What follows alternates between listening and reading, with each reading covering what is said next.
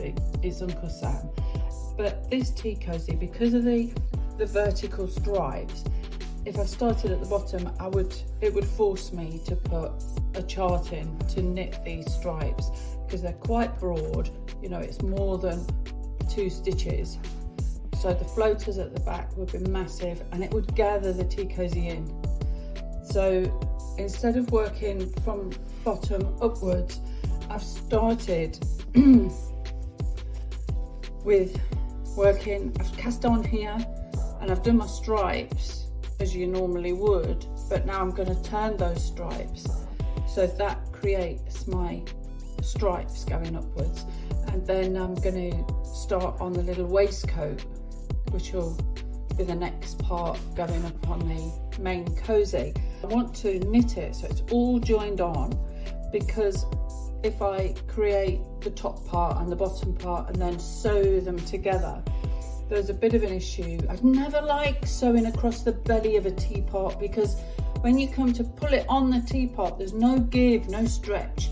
So I want to knit that on and carry on upwards. That's my plan.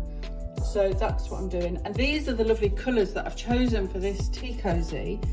So they're all Stylecraft Special DK. I love Stylecraft for knitting my tea cosy designs and doing sculptures with, because it really holds well, and you know, it makes a nice firm shape when it's knitted up.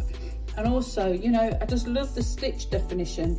It's really nice. It's a nice plump juicy stitch and I like that.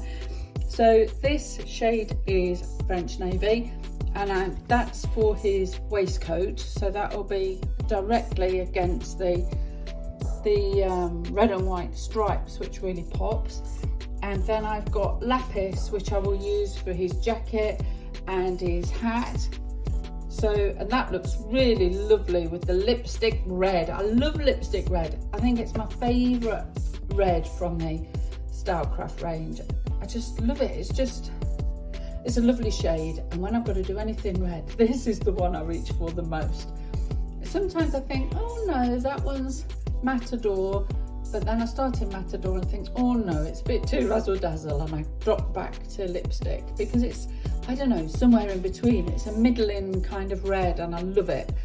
But those colours all look really vibrant together, and of course there'll be white as well, and it's going to make a really fun, vibrant, patriotic tea cosy.